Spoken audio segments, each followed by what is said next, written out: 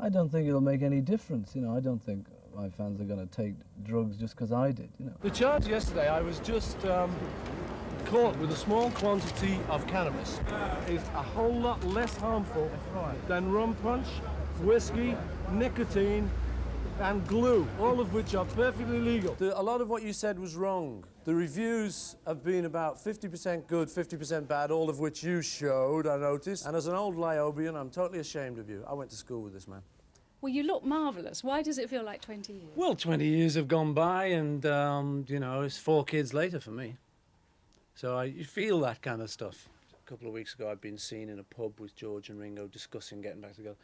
Well, it wasn't true. They make fun of me, and they call me Your Holiness, but they're having a good time. If you want to call me Mr. or Paul, that's actually preferable to me. But, you know, when you get on an aeroplane, it'll be Sir Paul and that's wonderful too.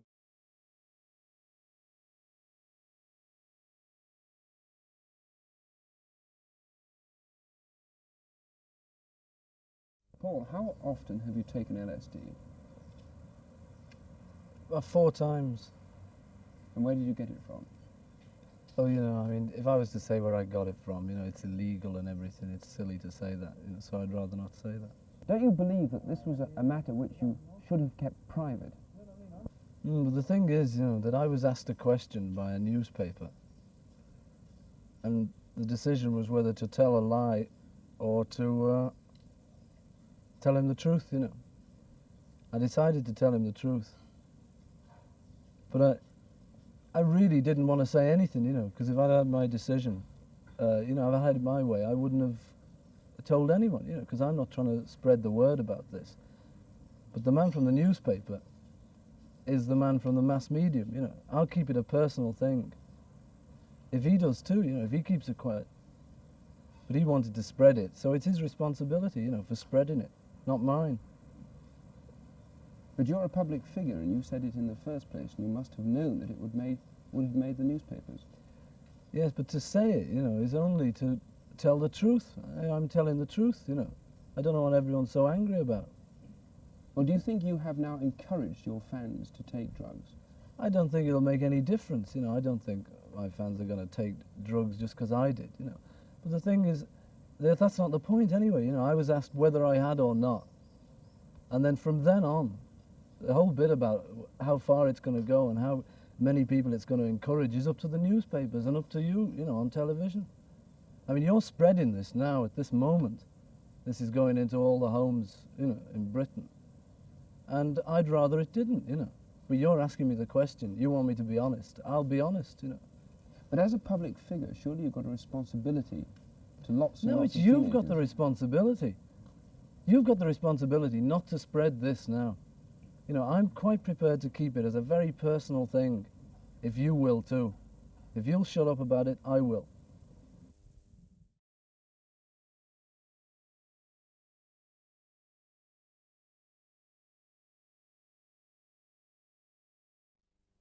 I mean, they were very disappointed. I mean, we saw that they were desperately looking forward to seeing you, and they won't now. Have you any plans for perhaps helping them going back again?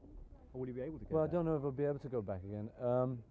I mean, the main plan this last 10 days has been to get out of Japan and to kind of get home, you know, with the wife and kids, you know, because I say that was the main worry for me, was that they may be stuck there for years, you know, because British consul turned up the first night and he said, oh yeah, maybe 8 years. I said, oh, that's great, you know.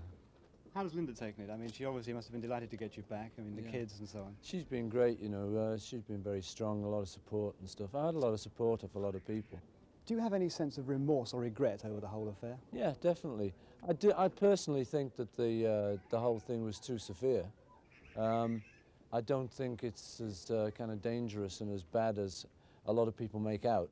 But I mean, there's a lot of younger people particularly who kind of know that, or who have that same opinion. Like in America and stuff, even President Carter, like when he was asked, kind of said it should be decriminalised. But, you know, it's a pity that the whole thing happened. Yeah, I mean, people have said it's something which has come out, that you perhaps set a bad example to the youngsters. Do you Yeah, feel but this in people a have way? been saying that about me for years, you know. I've always been setting bad examples about popular music and everything, you know, but I don't think I do. I think plenty of other people set even worse examples with, like governments. You know, they could knock around and set incredibly bad examples. You know, I mean, my thing I think was quite harmless compared to like the whole sort of sentence of the thing.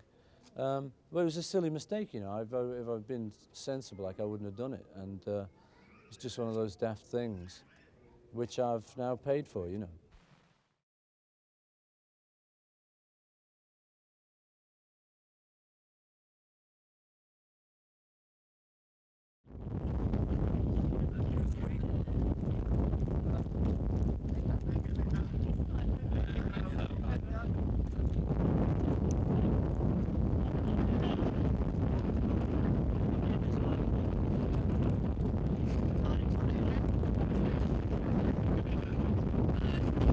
The charge yesterday, I was just caught with a small quantity of cannabis, for which I was fined 200 Barbados dollars.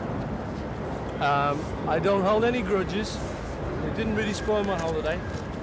I don't believe it's a terribly harmful thing to do, but I don't actually, if left to my own devices, I will prefer not say anything about it. Did you think they'd send you to drugs? Are you?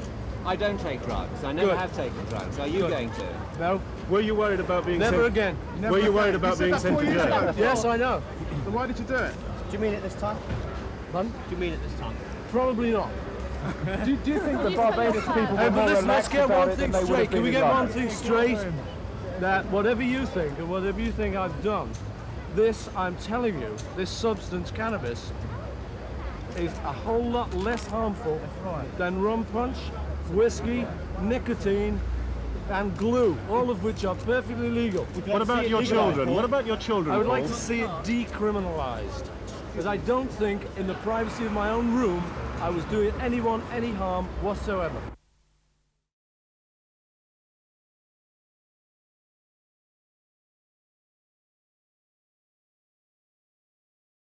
Like me to see it?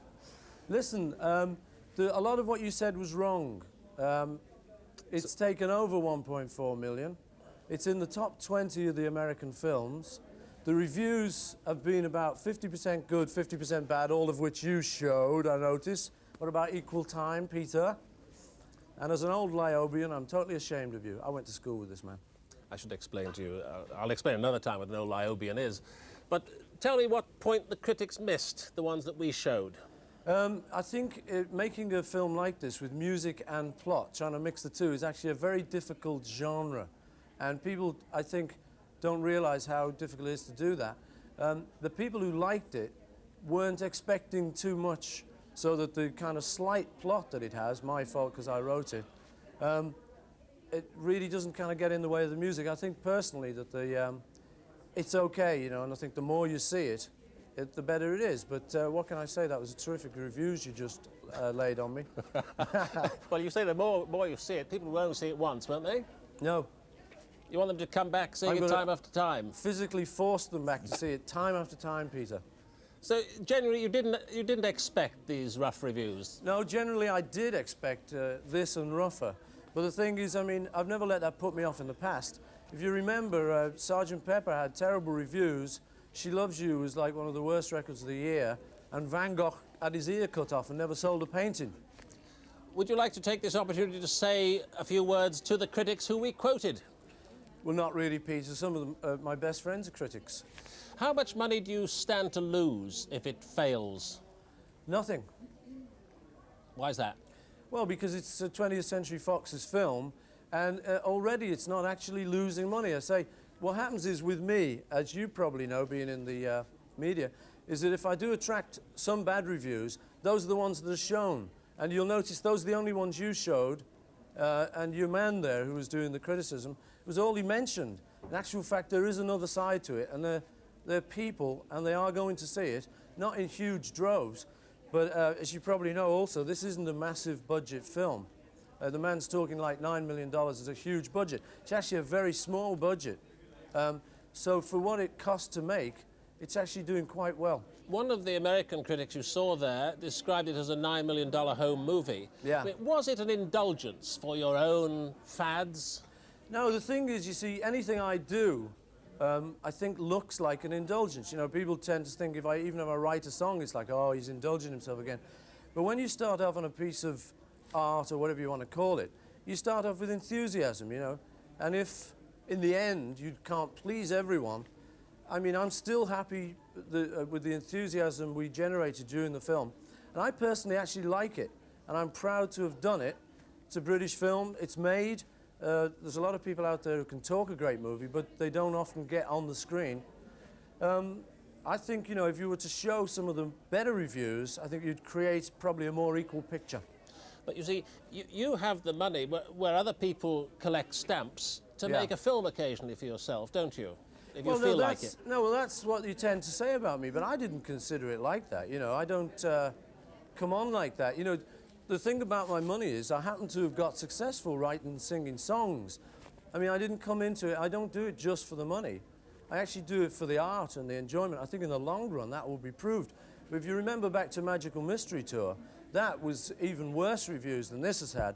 And if you watch that film now, I mean, I think it's damn good to see John Lennon up there singing I'm the Walrus. What do you think is the best thing you yourself have ever done?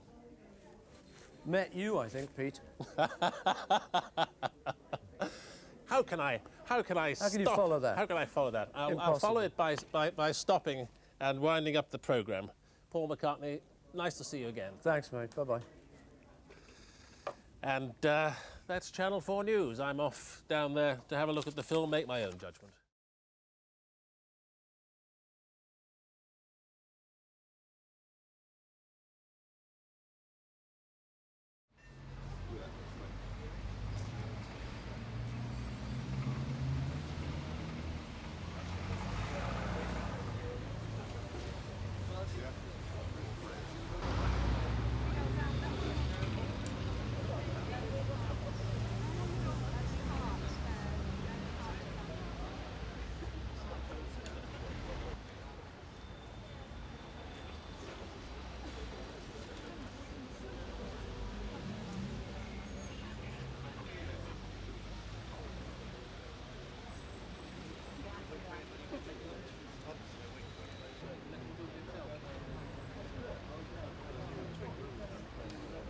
Give them one of these new ones.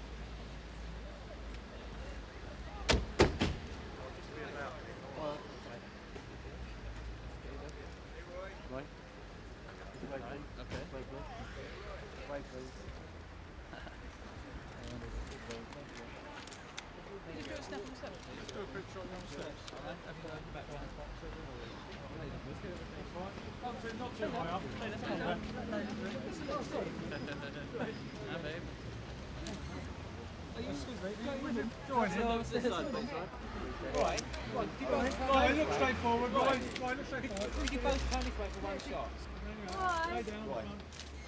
Could you both just turn around this way for one picture? Right. I'm just here. Both of you, could you come round? Thank you. That's great, thank you. I'm just here this way. Thank you.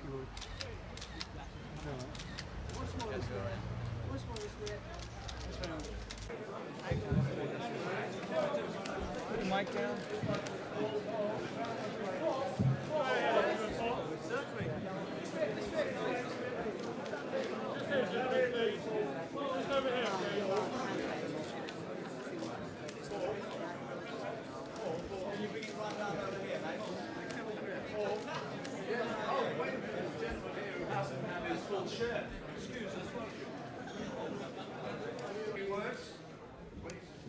Yes, I'd just like to say that it would be nice if John could be here, and Robert Fraser, and Michael Cooper, and Mallet and a lot of friends who can't be here today. It'd be nice if they could have been here to see this.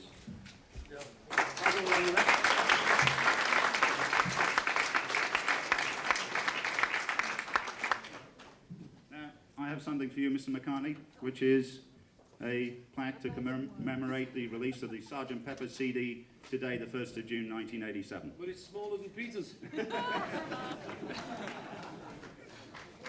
Thank you, Rupert. We'll get you a bigger one in about one. Publicly speaking, I've got a little piece of paper here. I'd like to say a couple of words. I'd like to say, was it really 20 years ago? Yes. You got shot up at the back. Thank you. Now, serious for a second. I'd just like to say, you know, what has changed in the 20 years since we were working here last? It seems to me that the issues are still basically the same. I mean, then we wanted an end to apartheid in South Africa, wanted to encourage peace on earth, we wanted some love and understanding between people everywhere. So now, what have we learned? If anything, the change comes slowly. Let's keep our faith and keep pushing and pray that we have better news to report 20 years from today. Thank you. All right!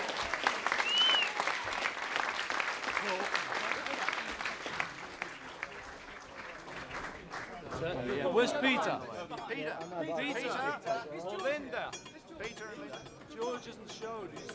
He's yeah. Linda. Linda. This is not a beer. No, we don't want that. I would. Put our awards down. Come on, darling.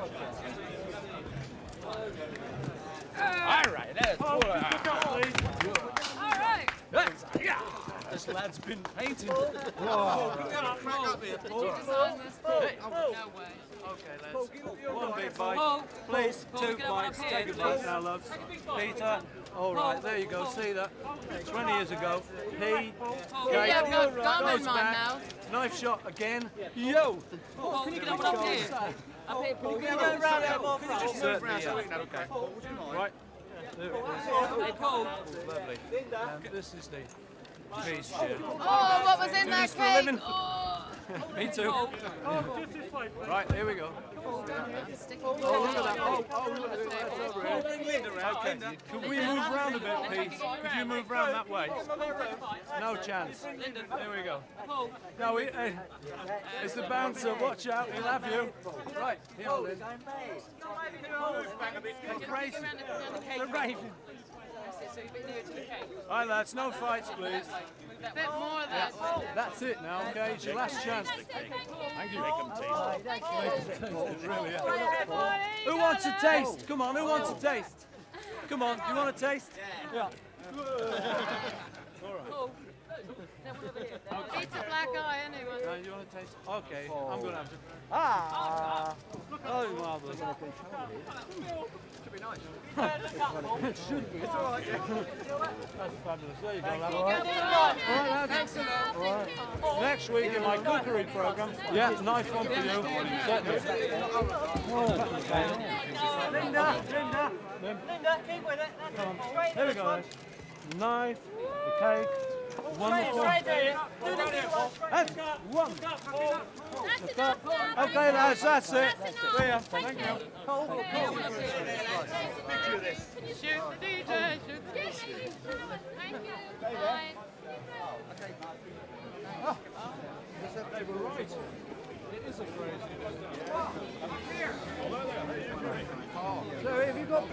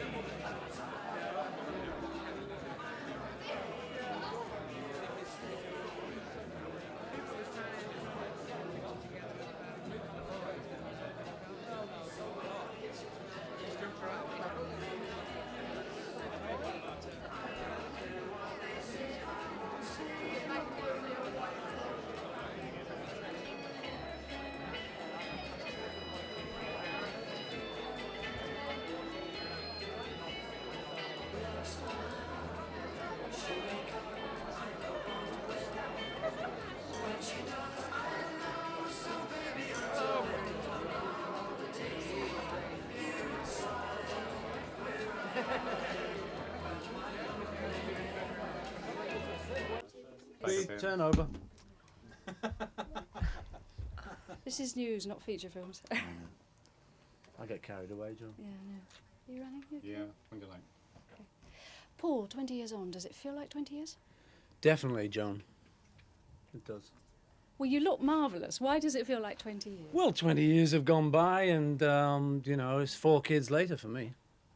So you feel that kind of stuff. But I'm having a good time. But most people would say it feels just like yesterday. Feels just like yesterday. Okay, we'll start the interview again. No, let's not. Let's John, go on. Does it feel like yesterday, or does it feel? No, really, it doesn't feel like yesterday. It feels exactly 20 years ago. What can I tell you? You know. Fine, if it feels like 20 years, that's fine. No, it feels great and everything, but as I say, you know, a lot's happened in that time, and you know, I've made a lot of music since then, and the group's broken up and things like that, so it couldn't feel the same, could it? Does it feel dated in that case? The music itself, it's inevitably dated for the technical aspect, because we didn't have the equipment that you have these days. But I don't really think, I think it still sounds fresh to me. Still reminds me of that summer. And I listened to a cassette recently, you know, and before all of this hubbub was kind of blowing up, just for my own pleasure, and I really did like the album. Do you listen to it much? It was the first time for a long time I listened to it, but I had a 2-hour car journey, so I got the cassette out to listen to it, and I really did enjoy it. Honest. And it still feels fresh to you? Yeah, it's a kind of different kind of music. You know, I haven't really made any music like that since. It's like a little time warp. None of the other Beatles really made stuff like that. Nobody really made stuff after that. It was just one little thing in its own little time, you know. So it just captures the times. You must have many memories from those times. Is there anything about the Sgt. Pepper that you particularly remember? Any anecdotes, funny? About the Sgt. Pepper thing? Well, I met a fellow recently, and this isn't true, by the way. This is his opinion of it all, though. It shows how things change. I was doing a session, and he was a string player, and he came in and he said, "Oh, he's 20 years ago when I met you." He said, "It was on the Day in the Life session, Sgt. Pepper." I said, "Oh, yeah, really, of course." Anyway, he said, "Well, we came into the studio." He said, "And down at the end of the studio, there was a table with every kind of drink you could imagine." He said, "Right," you know, and he was right in there. He said, and then George Martin came in and said, "Gentlemen, this is a Beatles session. And a Beatles session is an exercise in seeing how much money we can spend in 3 hours." Now, that's completely untrue, and I bopped him one. But that's, you know, that's the kind of... Let's have a true story. Was it a weird time? It wasn't really weird for us at the time, because we were young fellas growing up. And I think now, you know, I mean, the kind of people who go to the clubs and who go to all the concerts and stuff, I suppose you could call it weird, but it doesn't feel weird when you're doing it. You know, it felt perfectly normal at the time. And we were having, what seemed to us, a good free-spirited time. We were interested in what we thought were the right things, like peace, love, understanding.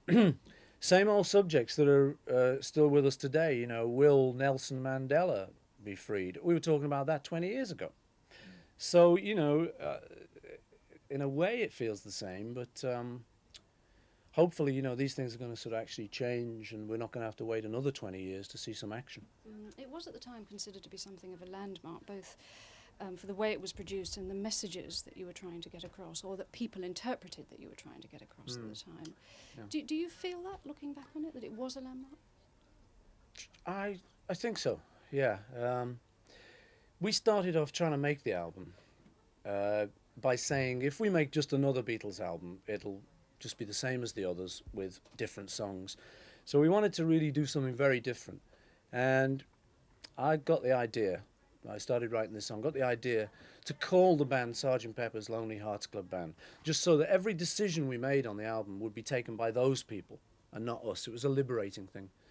So we did it that way, so the music turned out different, all the lyrics turned out different. Something like Being for the Benefit of Mr. Kite, which is one of the tracks on it, was actually just taken off a poster that John had in his house. And people wrote meaning into that. You read all sorts of meaning into that. And Lucy in the Sky with Diamonds was read as being an LSD thing, just because conveniently it said LSD. It actually was a picture that Julian, John's son, brought home from school, and when John said, "What's that?" it's like all little kids' drawings. There was a sort of a star up at the top somewhere, and then a couple of people.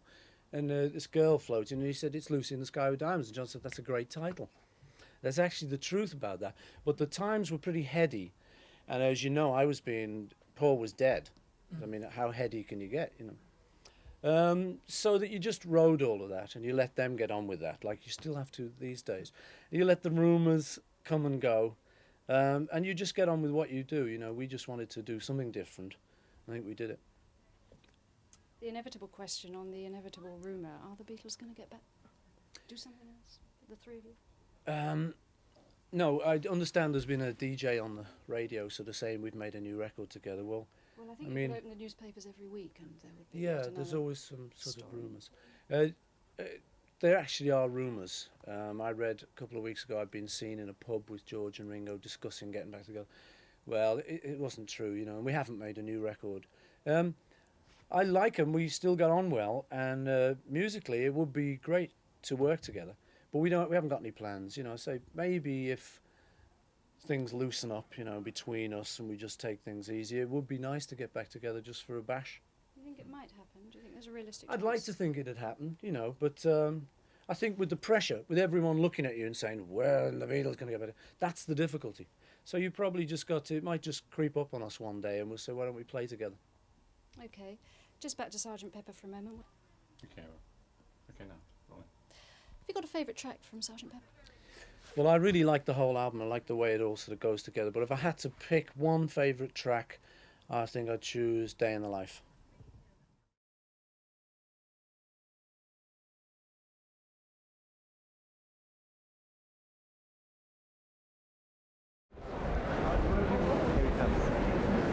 Could you just move back a little bit to Paul McCartney's view? Thank you.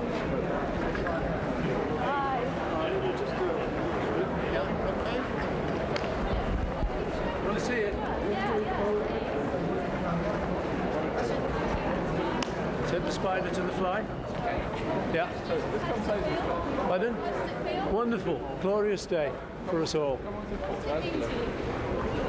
Proud to be British, wonderful day, and it's a long way from a little terrace in Liverpool. Yep. They make fun of me, and they call me Your Holiness, but they're having a good time. I'm with 3 of my kids. She's doing fine, thanks. Yeah, we drew straws. We can only get 3 tickets. So I've got my 3 youngest kids with me. Yeah, she's doing very well, thanks, yeah. Yes, it does. Yes, it does. What memories? Well, I just remember the other 3, you know. I keep looking over my shoulder expecting to see them. No, you won't. You can call me Paul.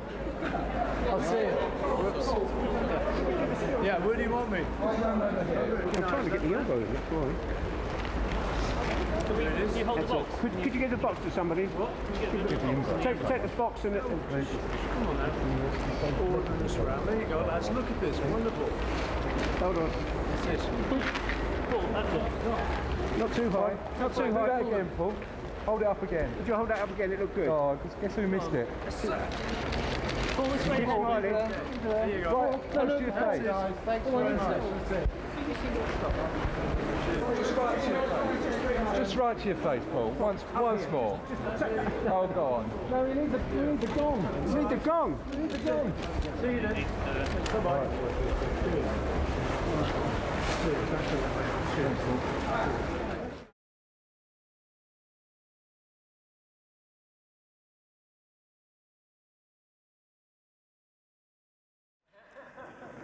Stop!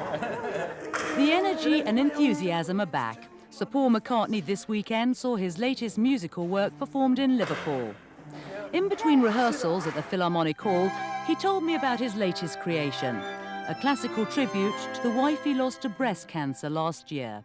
She enjoyed me getting into the orchestral field because she saw 2 of the things I did, 2 big orchestral pieces called Liverpool Oratorio and Standing Stone. She came to the premieres of those and loved them. She liked the idea of me doing something different, you know. He has no formal training and relies on someone else to write the score, a trick he reckons he and John Lennon used from their earliest days.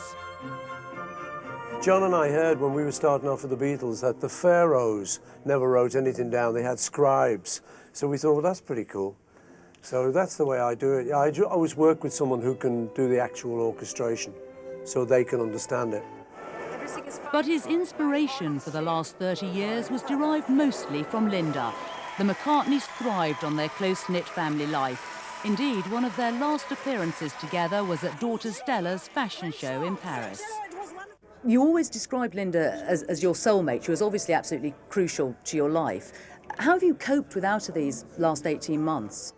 Not easily, you know. What I did really, a lot of people said to me, okay, get very busy and throw yourself into work. And I thought, well, I don't really want to do that.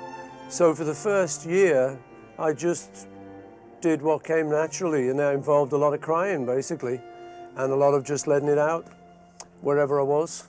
Sometimes a bit embarrassing. I talked to the kids a lot, talked to people a lot about it, and didn't throw myself into work. But then after about a year, I started to get the feeling that not only did I want to get back into something, that she'd want me to.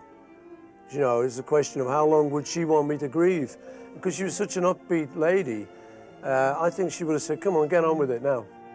It really was a partnership that broke the rock mould. Paul and Linda revelled in one another's company. They boasted that they'd spent only one night apart throughout their marriage. And he admits candidly, life without her is lonely. Yeah, in a word, yeah. But, you know, time goes on and you come out of these things. You know, anyone who's experienced something like this will know that that's time is a healer, you know. Paul's knighthood meant that Linda died Lady McCartney, but cancer treatment meant she couldn't go to the palace with him. Despite its establishment overtones, he insists they were both very chuffed. I'm very proud of that. That's like getting a great school prize or something, and that's a great honour. And I'm particularly proud of it because people liked it. It was kind of popular with people, which is really my bottom line on it. But I just say to people, you know, if you want to call me Mr. or Paul, that's actually preferable to me, because I'm used to that. I'm very proud of the title Mr. And, but, you know, when you get on an airplane, it'll be Sir Paul and that's wonderful too. But I just kind of ignore it, tell you the truth. But he dismisses talk of a peerage. I'm not even thinking about that. No, I think you can get too high, you know. So I'm very happy where I am. More than a year after Linda's memorial service, Paul senses it's time to look forward, but he's not yet ready to contemplate another relationship. I don't know, you know. It might happen, I don't know. You know, I'm not really working at it. I just take things as they come. I think, as I said before, I think Linda would want me to be happy, whatever that involves, you know. And when someone passes on like that, you kind of talk to them about it. So I feel okay, I feel comfortable, and we'll just see what happens, really. But perhaps the most optimistic note is that he's now got the strength to get on with his life alone. Juliet Bremner, ITN, Liverpool.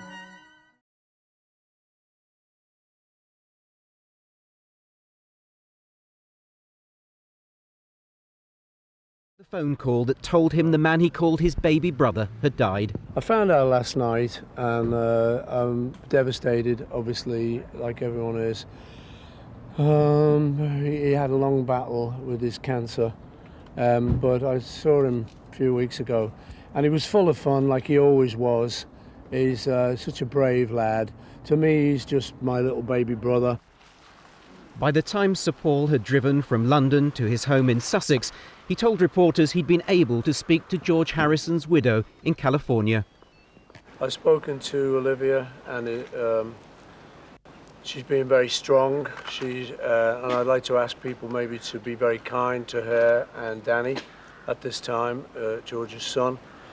He's a lovely man. I love him dearly. I grew up with him, and I like to remember all the great times we had together in Liverpool and with the Beatles, and ever since, really.